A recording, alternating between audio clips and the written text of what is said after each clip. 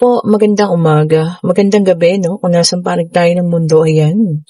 Good morning po sa lahat, ha? At umaga ngayon dito sa amin. Ayan, pasensya na kayo. Hindi tayo nakagawa ng reading kahapon, ano? Alam niyo bang ang dami nating, pinagawa po. Ayan. Pinadala pala. At ginabi-gabi na tayo. Inabot-abot na tayo ng trapiko. Ayan, pasensya na po tayo, ha? Ayan, sa unang card, meron tayong the devil. And then, meron tayong Three of Swords, okay? Itong ating medyo sexing card yung ating ginamit, ano? Kasi matagal na natin siyang hindi ginagamit. Parang ako'y kanyang tinatawag, ayan. O, meron din tayong Nine of Pentacles, okay po. Yan ang unang hatag natin. Tingnan pa nga natin, ano. Ayan, kulang pa ng isa. Urong natin yung isang crystal ball para magkasya silang lahat dyan. Okay po, salamat po sa lahat ng mga nag-order, ha. Lalo na yung mga nasa abroad. Thank you so much po. Ayan, and then meron tayo ditong Two of Pentacles. O, nakita nyo naman, ha. Nagbabalanse ang ating Two of Pentacles. Tignan pa natin kung ano pa ang lalabas. Ayan, ito ang aga nitong reading ko na ito ngayon, ha. 6 or 5 a.m. in the morning. Ayan. Meron tayo rito the Hermit. Okay po. Sabi ko kasi sayang, ano, pagka hindi ako nakapag-reading, ang dahil pa naman nag-aantay. O, meron tayong Ace of Pentacles po, ha. O, ang laking kapirahan yan. Okay. And then, meron tayo dito Nine of Wands. O, ayan. Okay po. Tignan pa nga natin.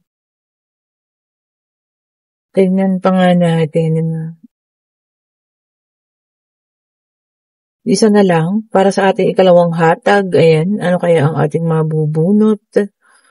Para dito sa napakagandang, parang yung pagkagawa sa kanya ng illustration ay napakaganda. Okay, meron tayong The Hangman.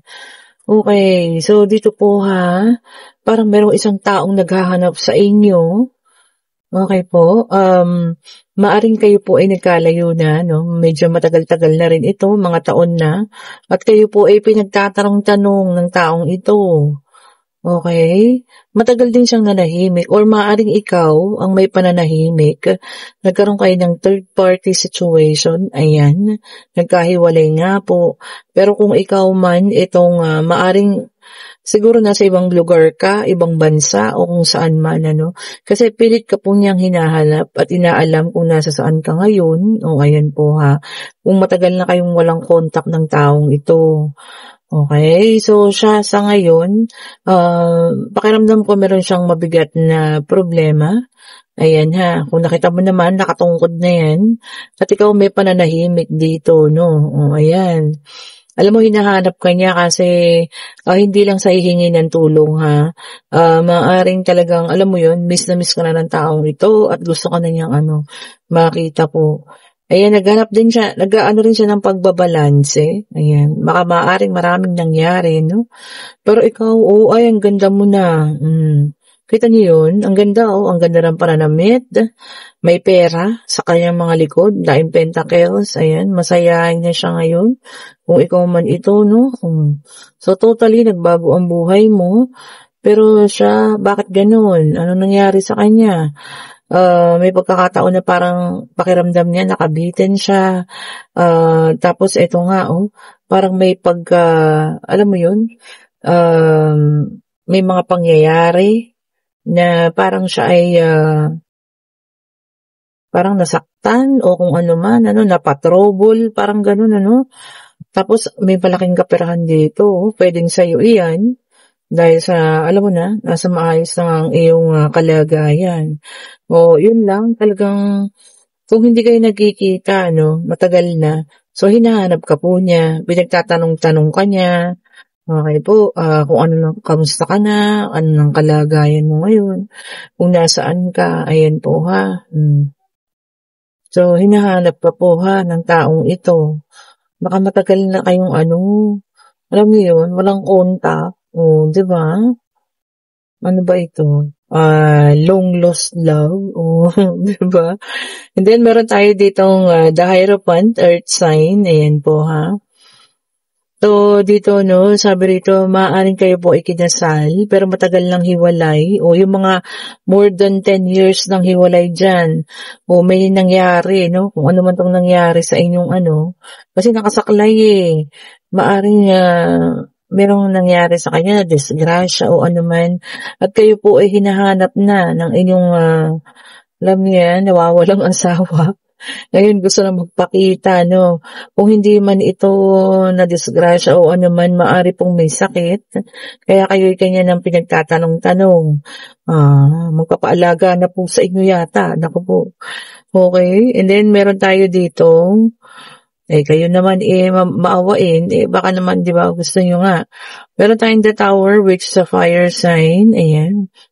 Talagang ano to, nagkaroon kayo ng matinding paghihiwalayan. Kung nakita niyo naman ha, the Tower nagkasira, parang nasira ang buhay, ano? Ibig sabihin, matagal na po ito. Ayan ha, 10 years, 15 years, no? Walang communication. Tapos ngayon, eto na.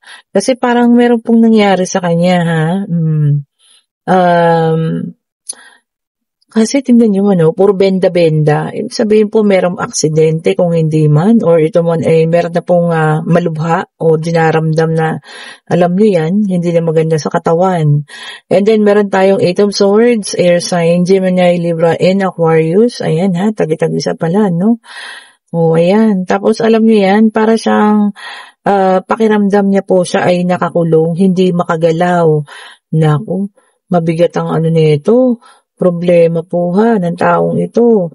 Bukod sa siya ay may iniinda ng karamdaman, meron siyang mabigat na problema.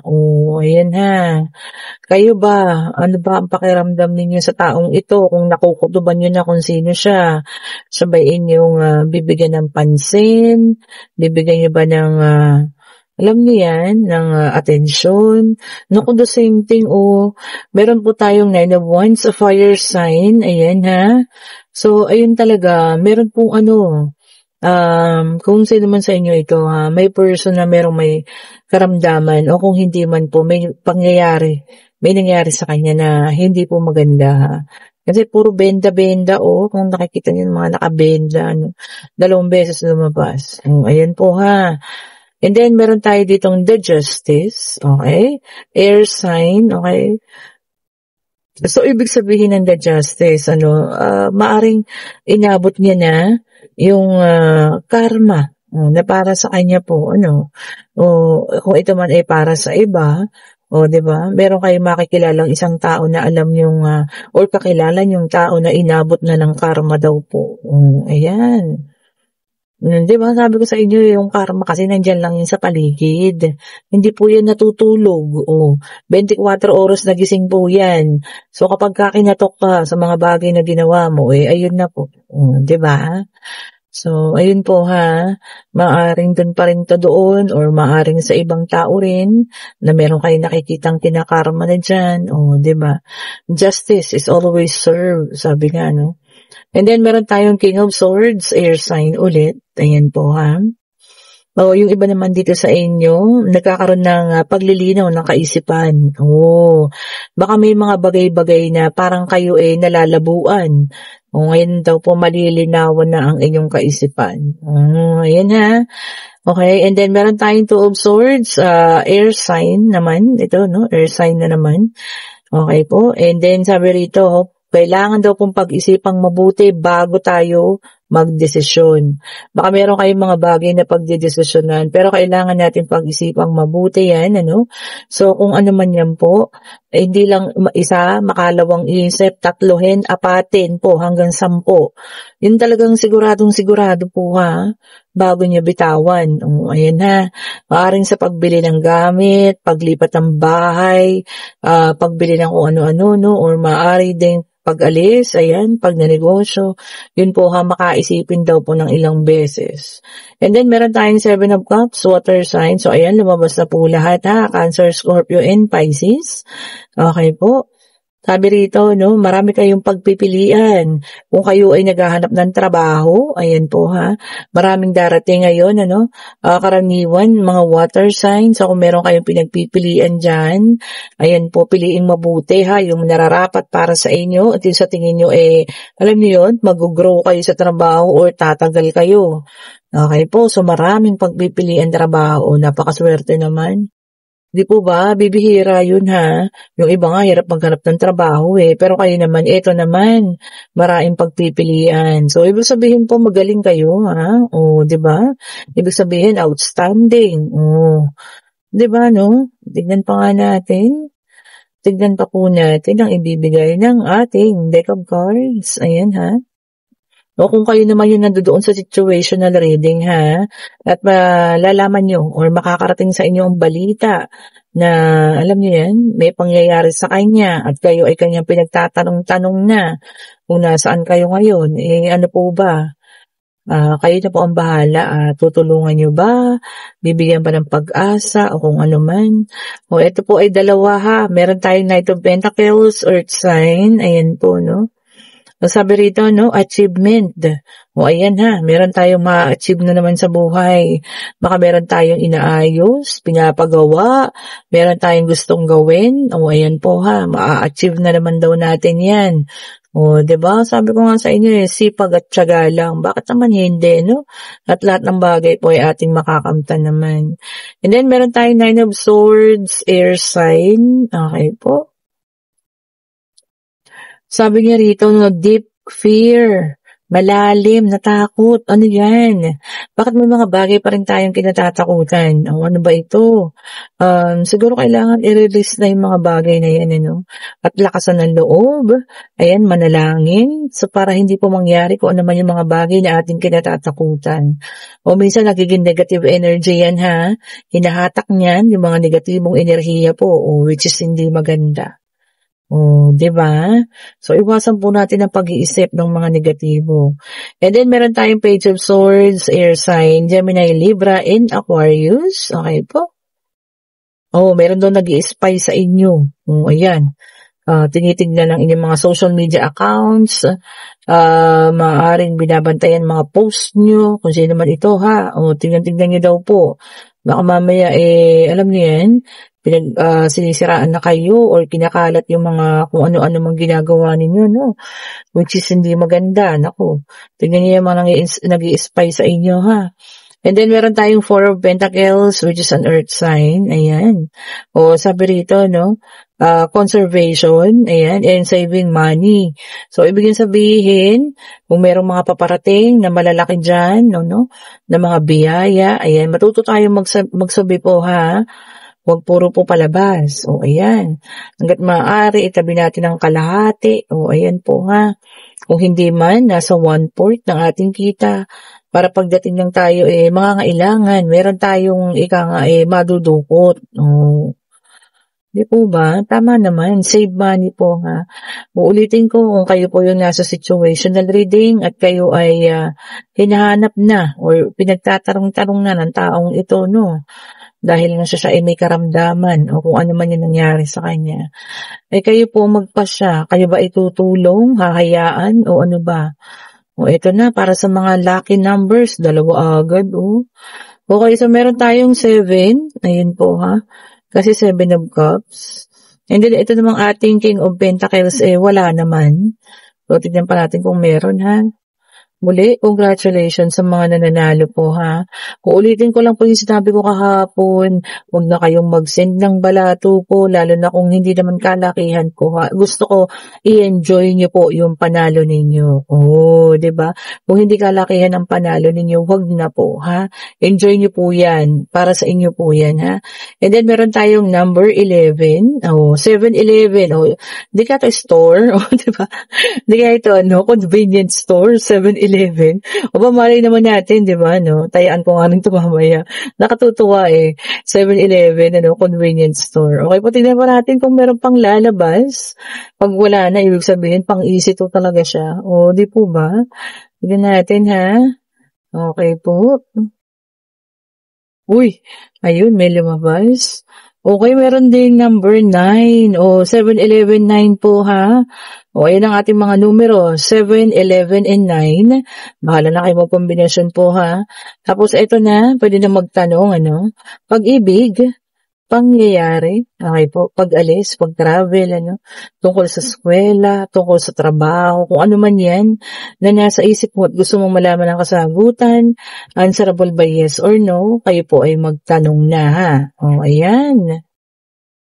Ayan, hasang-hasa pa ang ating boses dahil kalalabas lang po natin sa trabaho ay katatapos lang. Ayan, ano, kaya ang boses ko ay medyo, 'di ba, parang nasa radyo pa at malumanay. Okay po, and yes, ang kasagutan. Oh, may paglinaw ang mga bagay-bagay po ha, clarity, Ace of Swords. Oh, kung merong mga nangyayari na medyo malabo, yung mga, kumbaga malabo yung dating ba para sa atin. Oh, ayan po, may paglinaw na. Ibig sabihin, malalaman ninyo ang kaliwanagan at katotohanan dito, no, sa kung ano man ito, mga bagay-bagay na ito. Okay po, sana makasagot yan sa mga katanungan sa inyong isipan, ha. And sabi niya nga rito, no, magiging maayos naman, and maaring ito din daw po ay isang pagbubukas sa mga komunikasyon na nagsarado. Oh, 'di ba? So maaring paglinaw nga, maaring pag-uusap, ayan, maaring mga alam niyo 'yun, mga hindi na nag-uusap, magkakaroon ng pag-uusap, ayan po ha. Ulitin ko kayo yung nasa situational reading, okay po. At kaya niyo naman ang magpatawad na at makalimot na. Siguro being isang human being, sabihin natin ano. Kung tutulong, sige po, kung tumutulong. Pero kung hindi kaya, huwag yung pilitin ang sarili ninyo, ha? Okay po. Kumbaga, nasa sa inyo pa rin po ang pagdedesisyon. Okay, and kung nagugustuhan yung ating reading, pa-like, pa-share, pa-subscribe, and hit the notification bell para lagi kayong updated sa mga bagong videos na nire-release natin. Medyo bulol-bulol pa. And eto na. Oh, ayan ha. Kala nyo nawala siya ha. Ayan po. Kung sino man ang gustong umorder ng ating mga bracelet, ayan po. Ito po ay rose quartz, lapis lazuli, ang tinatawag nilang naputol pala yung kuko ko, nakita nyo tuloy. Ang tinatawag nilang crystal of wishes po. At syempre for wisdom, pang patalino, no, at clarity, tiger eye. And kung gusto naman mag-ayos ang inyong mga relasyon, ayan, green aventurine. Alam nyo, napakalakas ng green aventurine ngayon. Maraming gustong magkaayos ang relasyon, ano. Ito po ay rose quartz din, ayan. At syempre ang ating carnelian, kung meron kayong minamanifest na gustong bumalik. Ito po ang ating classic na citrine mantra. Ito naman yung mga original. Ayan po. Oh, ayan. Ito yung mga original citrine natin. Ayan. Kung makikita nyo, ayan sila. Oh, ayan ha. Magkaiba po yan. Ito po yung ating clear quartz. Ayan po. Ito rin para sa, parang financial din siya, At ito po yung ating black tourmaline with evil eye para sa mga negatibong enerhiya. And ito po yung combination, black tourmaline and tiger eye. At syempre ang ating amethyst. So, ayan po ha. Pakiramdaman nyo na, kutoban nyo na kung ano dyan yung gusto ninyo. At kayo po ay mag-message na. Dyan po sa nilalagay kong link, dyan mismo sa comment section. Okay po. At kung gusto naman ating mga evil eye, ayan, pangontra, sa mga inggit. Ayan, sa mga kung ano man. Ayan, kayo po ay mag-order na. Meron din tayong kwintas, meron din tayong bracelet. Ayan po, suot-suot ko pa rin. Wala namang pagbabago, Non-tarnish. Okay po. And kung gusto yung ating reading, pa-like, pa-share, pa-subscribe, and hit the notification bell po para lagi kayong updated sa mga bagong videos na nire-release natin. Para kayo po ay makapanood ulit, mga bagong videos po. Click nyo na lang yung link. Okay po, thank you so much for watching. Have a good morning, have a great day, have a great evening po sa lahat ha, kung nasan kayo panig ng mundo. Stay safe po and bye-bye po.